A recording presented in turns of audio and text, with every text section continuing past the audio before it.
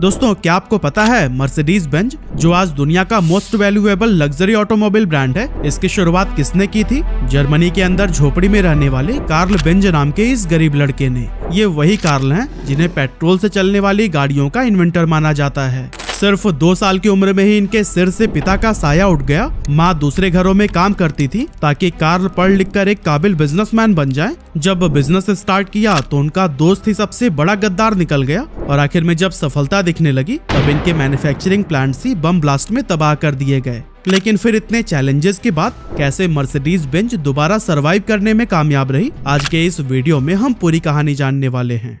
तो दोस्तों Mercedes Benz की कहानी स्टार्ट होती है 25 नवंबर 1844 से, जब जर्मनी के मूलबर्ग टाउन में कार्ल बेंज का जन्म हुआ था। इनके पिता पेशे से एक लोको पायलट थे, इसीलिए शुरुआत में कार्ल और उनकी फैमिली फाइनेंशियली स्टेबल हुआ करती थी। लेकिन जन्म के सिर्फ 2 साल के बाद ही जब इनके पापा का देहांत हो गया तब परिवार पर मानो दुखों का पहाड़ टूट पड़ा और फैमिली को चलाने के लिए अब उनकी माँ को बाहर निकलना पड़ा। कार्ल बेंज की माँ ने दूसरे के घरों में काम करने की तरह कई सारे अलग अलग जॉब्स की, जिससे कि कार्ल को किसी भी तरह की कोई कमी महसूस न हो। और दोस्तों कार्ल बेंज ने भी अपनी माँ की मेहनत और सैक्रिफाइसेस को समझते हुए दिल लगाकर पढ़ाई की। उन्हें केमिस्ट्री और मैकेनिक्स बहुत ज्यादा पसंद थे, जिसका असर ये हुआ कि सिर्फ 15 साल की उम्र में ही उन्होंने मैकेनिकल इंजीनियरिंग के एग्जाम को भी क्वालिफाई कर लिया था। और फिर कार्ल जुए पॉलिटेक्निकल स्कूल से इंजीनियरिंग कंप्लीट करने के बाद अगले कुछ सालों में कार्ल बेंज ने 7 अलग अलग जगहों पर काम किया, जहां उन्हें कई तरह की नई नई स्किल्स डेवलप करने का मौका मिल गया। ये दौर 18वीं सदी का था, जब लोगों के पास ट्रांसपोर्टेशन का एक ही मेजर साधन था, घोड़ा गाड़ी। हालांकि उस समय साइकिल का आविष्कार तो हो चुका था, लेकिन उसे बहुत वाइडली यूज नहीं किया जाता था। कार्ल बेंज को यकीन था कि एक ऐसा समय भी आएगा जब घोड़ा गाड़ी की जगह हर तरफ फ्यूल से चलने वाले व्हीकल्स नजर आएंगे। लेकिन ये ख्याल भी एक सपने के जैसा था, जिसे सुनते ही लोग उनका मजाक उड़ाने लगते थे। लेकिन फिर भी कार्ल को ये यकीन था कि उनका ये सपना जरूर पूरा होगा। इसके बाद 1871 में जब उनकी उम्र 27 साल हुई तब उन्होंने एक बड़ा फैसला लिया और वो अपनी अच्छी खासी जॉब छोड़कर अगस्त रिटर नाम के एक मैकेनिक के साथ लोहे का बिजनेस करने लगे। अपने इस नए बिजनेस के साथ साथ साइड में कार्ल ने अपनी मोटर गाड़ी पर भी काम करना शुरू कर दिया था और इसके लिए वो इतने ज्यादा पैशनेट हो गए थे कि एक पॉइंट पर आकर अपना सारा कारोबार उन्होंने अपने दोस्त रिटर पर छोड़ दिया। ऐसे में रिटर ने इस छूट का खूब फायदा उठाया और कार्ल बेंज को धोखा दे दिया, जिसके चलते कंपनी डूबने के कगार पर पहुंच गई। लेकिन दोस्तों इस मुश्किल टाइम में उनकी लाइफ में एंट्री हुई बेर्था रिंगर की, जो कि आगे चलकर उनकी पत्नी बनी। बेर्था एक बहुत ही अमीर परिवार से थी और उनके पेरेंट्स ने उनके दहेज के लिए बहुत सारे पैसे जमा कर रखे थे। और दोस्तों उन्हीं पैसों से ही कार्ल और बेर्था ने मिलकर कंपनी में अगस्त रिटर का जितना भी शेयर था वो सारा खरीद लिया। इस तरह से अब लोहे का यह बिजनेस पूरी तरह से कार्ल और उनकी पत्नी बेर्था का हो गया था। आगे चलकर 1879 में कार्ल ने गैसोलीन से चलने वाले 2 स्ट्रोक इंजन का आविष्कार किया और अपने नाम उसका पेटेंट भी करा लिया। इसके अलावा Karl Benz battery system, spark plug, clutch gear, carburettor और गियर शिफ्ट जैसे कई सारे पेटेंट अपने नाम करा चुके थे। लेकिन अनफॉर्चुनेटली इसके बावजूद भी कंपनी कोई खास प्रॉफिट जनरेट नहीं कर पा रही थी और इसी के चलते उन्होंने अपनी इस कंपनी के शेयर्स बेचने शुरू कर दिए। एक टाइम तो ऐसा भी आया जब खुद ही की कंपनी में कार्ल का शेयर सिर्फ 5% रह गया था और इसका असर यह हुआ कि कंपनी में इनकी रेप्यूटेशन लगभग न के बराबर रह गई, जिसके चलते कार्ल बेंज ने यहाँ से बाहर निकलने में ही अपनी भलाई समझी।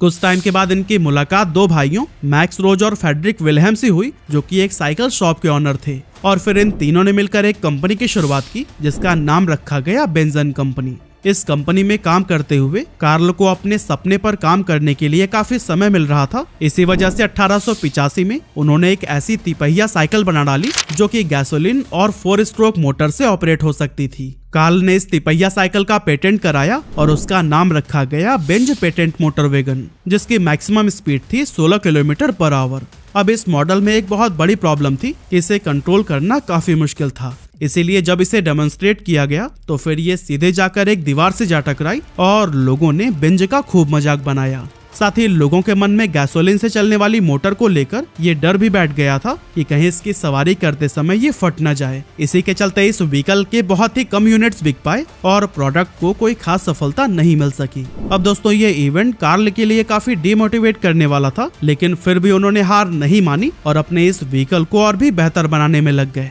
इसके बाद 1889 में उन्होंने अपने उस व्हीकल का मॉडल 2 निकाला और फिर सेम ईयर मॉडल 3 को भी बना डाला। अब क्योंकि पहले डेमोन्स्ट्रेशन के टाइम पर जो हादसा हुआ था उसे कार्ल अब तक भूल नहीं पाए थे, इसीलिए वो इन मॉडल्स की पब्लिसिटी नहीं करना चाहते थे। लेकिन उनकी पत्नी बिर्था को लगता था कि मॉडल 3 हर तरह से परफेक्ट है और इसे डेमोन्स्ट्रेट करना ही चाहिए। लेकिन काफी समझाने के बाद भी कार्ल बेंज इसके लिए राजी नहीं हुए। और दोस्तों इसी बात से ही परेशान होकर एक सुबह बिर्था ने बहुत बड़ा स्टेप ले लिया और अपने दोनों बच्चों को इस मोटर वैगन में बिठाकर अपनी माँ से मिलने चली गईं। और दोस्तों आपको हम बता दें कि यही 107 किलोमीटर की ही जर्नी थी जिसने कि ऑटोमोबाइल इंडस्ट्री को हमेशा के लिए बदल कर रख दिया। रास्ते में जब लोगों ने इस तिपहिया वाहन को बिना किसी घोड़े के चलते हुए देखा तो फिर लोग डरकर भागने लगे, जैसे कि उनके सामने से कोई प्रेत गुजर रहा हो। बिर्था अपनी गाड़ी के साथ जिस भी रास्ते से गुजरती थी वहाँ का दृश्य यही रहता था। रास्ते में कई बार ये गाड़ी खराब भी हुई जिसे बिर्था खुद रिपेयर करती थी और आगे का सफर जारी रखती। मॉडल 3 की फ्यूल कैपेसिटी सिर्फ 4.5 लीटर की थी, इसलिए रास्ते में विस्लोच पहुंचकर उनका ईंधन खत्म हो गया। इसके बाद उन्होंने पास में ही मौजूद सिटी फार्मेसी से एक पेट्रोलियम सॉल्वेंट लिग्रोइन को खरीदा और उसे गाड़ी में डाल दिया। यही कारण है कि सिटी फार्मेसी को आज भी दुनिया का पहला फिलिंग स्टेशन कहा जाता है। इस सफर के दौरान बिर्था ने देखा कि मोटर गाड़ी में लगा हुआ ये लकड़ी का ब्रेक काफी घिस चुका है और सही तरह से काम नहीं कर पा रहा है, इसीलिए उन्होंने इसे रिप्लेस करके लेदर का ब्रेक लगवा लिया, जिसके चलते उनका सफर और भी ज्यादा आसान हो गया। इस तरह से खराब रोड, बार बार बंद होती मोटर गाड़ी और इसी तरह के कई सारे प्रॉब्लम्स को फेस करने के बाद आखिरकार उन्होंने 12 घंटे में अपना सफर पूरा कर लिया।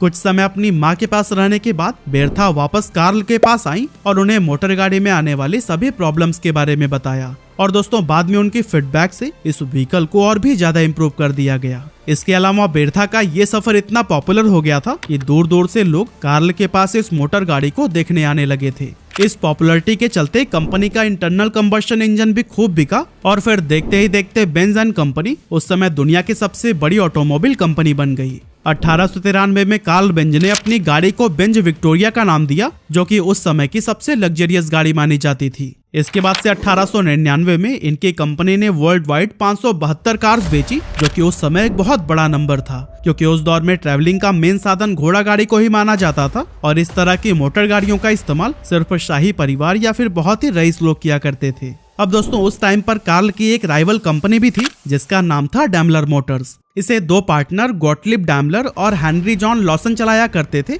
और उनकी वो कंपनी भी कमाल के मोटर कार्स बनाती थी। एक्चुअली डैमलर को एक ऐसा इंजन बनाने में कामयाबी मिल गई थी जिसे मोटरसाइकिल, नाव या किसी भी ट्रॉली से जोड़कर चलाया जा सकता था।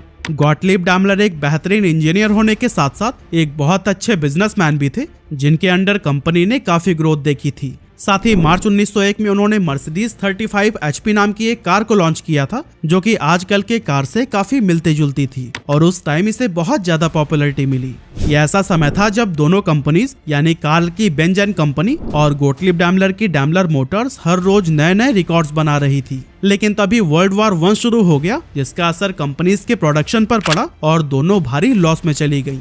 उस दौरान जैसे तैसे करके उन्होंने सरवाइव किया और जब युद्ध खत्म हो गया तब इनके प्रोडक्शन में थोड़ा सुधार होना शुरू हुआ। हालांकि ये सुनहरे दिन भी ज्यादा समय तक नहीं रहे, क्योंकि मार्केट में मंदी की वजह से ये कंपनीज फिर से लॉसेस फेस करने लगी और एक समय तो ऐसा आया जब कार्ल को लगने लगा कि इस तरह से उनकी कंपनी ज्यादा दिनों तक नहीं चल पाएगी। इधर गॉटलिब डैमलर की भी गाड़ियां नहीं बिक रही थी और लगातार लॉसेस की वजह से वो भी परेशान रहने लगे थे। फिर आया साल 1926 जब दोनों कंपनीज ने एक दूसरे के साथ मर्ज होने का फैसला कर लिया। इस तरह से बेंज एंड कंपनी और डैमलर मोटर्स को मिलाकर एक बिल्कुल नई कंपनी की शुरुआत हुई, जिसका नाम रखा गया डैमलर बेंज। और दोस्तों यही कंपनी आगे चलकर मर्सिडीज बेंज के नाम से जानी गई।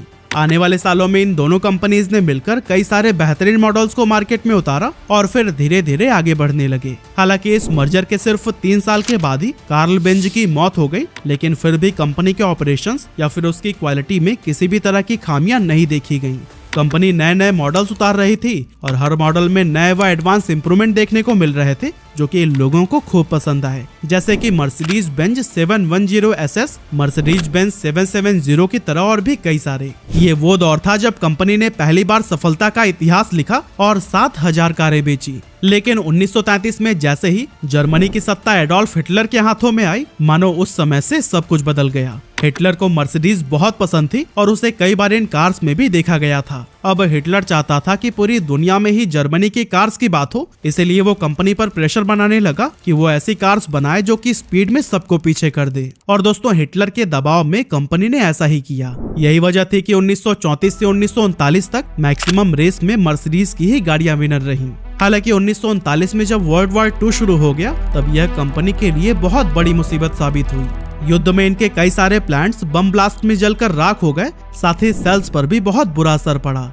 इसके अलावा हिटलर ने भी इन पर प्रेशर बनाना शुरू कर दिया कि मर्सिडीज बेंज अपना मेन प्रोडक्शन को बंद करके सिर्फ मिलिट्री फोर्सेस के लिए ही गाड़ियां बनाए। और आपको तो पता ही है कि कंपनी के पास इस बात को मानने के अलावा कोई दूसरा ऑप्शन नहीं था। बाद में हिटलर ने प्रोडक्शन को और भी ज्यादा बढ़ाने के लिए कहा, लेकिन ज्यादातर लोग तो युद्ध में हिस्सा ले रहे थे, इसीलिए कंपनी में वर्कर्स की कमी होने लगी। ऐसे में कंपनी ने बहुत सारी महिलाओं को हायर किया ताकि जल्द से जल्द वेपन्स, एयरक्राफ्ट इंजन्स और सबमरीन्स के ऑर्डर्स को पूरा किया जा सके। हालांकि कुछ ही समय के बाद से कंपनी ने देखा कि वो अपने टारगेट को अचीव नहीं कर पा रहे हैं, जिसके चलते फैक्ट्री के अंदर भारी संख्या में उन यहूदियों को काम पर लगा दिया गया जिन्हें हिटलर ने कैद करके रखा था। एक समय पर तो 63,000 कैदी मर्सिडीज बेंज में काम कर रहे थे, जिस वजह से जब जर्मनी को वर्ल्ड वॉर 2 में हार मिली उस समय इस कंपनी को भी काफी क्रिटिसिज्म का सामना करना पड़ा। इसी के चलते जर्मनी के अलावा जितने भी मैन्युफैक्चरिंग प्लांट बाहर के देशों में थे वो उनसे छीन लिए गए और यहाँ से मर्सिडीज बेंज का फिर से बुरा दौर शुरू हो गया।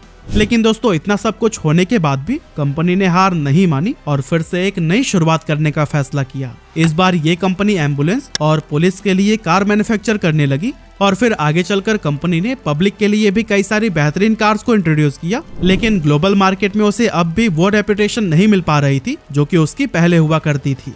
अब चूंकि इनोवेशन और ड्रामेटिक स्टाइलिंग हमेशा ही मर्सिडीज बेंज के ट्रेडिशन का हिस्सा रहा है, इसीलिए 1952 में कंपनी ने एक बहुत ही फ्यूचरिस्टिक गर्ल विंग डोर वाली मर्सिडीज 300 SL को इंट्रोड्यूस किया जो कि किसी ड्रीम कार के जैसी थी और कुछ ही समय में इसने मार्केट में धूम मचा दी। इस कार की टॉप स्पीड 235 किलोमीटर/आवर थी, जिसके चलते ये रेसिंग ट्रैक पर भी काफी पॉपुलर साबित हुई।